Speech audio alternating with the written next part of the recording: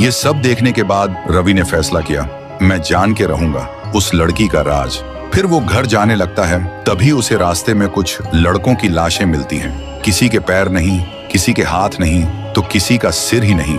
ये देख के रवि का डर और बढ़ जाता है। सोचता है अब तक तो लाशें गायब होती थीं, लेकिन अब तो लाशें मिलने लगी हैं। वो सीधा कुएं के पास जाता है और जोर से चिल्लाता है, बस बता दो तुम कौन हो, इतना दर्द क्यों, क्या चाहती हो तुम हम सबसे।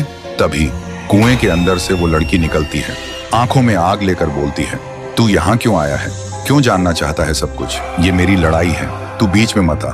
और वो लड़की वापस कुएं में चली जाती है। रवि सोचता है इसके साथ जरूर कुछ बहुत बुरा हुआ है। अगली सुबह रवि गांव वालों को इकट्ठा करता है और बोलते हैं, अगर किसी को कुछ पता है तो अब बता दो, वरना इस बार कुछ ज्यादा ही भयानक हो सकता है। गांव वाले रोते हुए कहते हैं, उसके बारे में हमें कुछ नहीं पता। फिर रात होती है और इस बार वो लड़की सीधा लोगों के घर में घुस जाती है, लड़कों को मारने के लिए। हर तरफ सिर्फ चीखें थीं, लोग डर के मारे इधर उधर भाग रहे थे। तभी रवि उस लड़की के सामने आ जाता है और लड़की उसे जोर का एक थप्पड़ मार देती है। रवि बेहोश हो जाता है। जब रवि को होश आता है तो देखता है कि वो एक पुराने घर में है, जहाँ कुछ लड़के किसी राज की बात कर रहे होते हैं। और फिर जो रवि सुनता है उसका दिमाग हिल जाता है।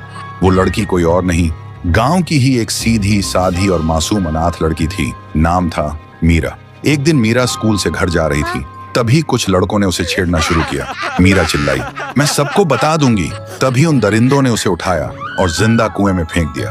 वो चिल्लाती रही मगर किसी ने नहीं सुनी उसकी चीख। और मरने से पहले मीरा ने एक श्राप दिया, जब मेरी चीख कोई नहीं सुन सका तो अब हर चीख में सिर्फ मौत होगी। गांव के हर लड़के को मैं ले जाऊंगी एक एक करके।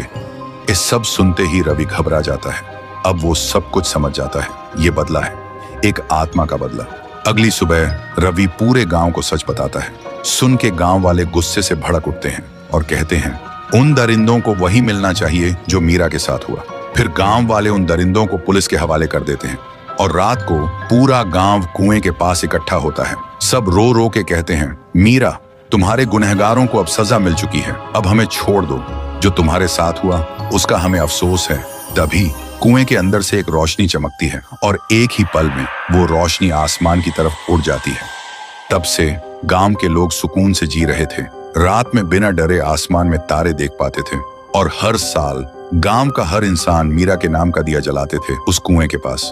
तो दोस्तों, अगर तुम एक अच्छे इंसान हो और तुमने मीरा के दर्द को दिल से महसूस किया है तो इस वीडियो को लाइक करो और कमेंट में एक दिया जरूर छोड़ना।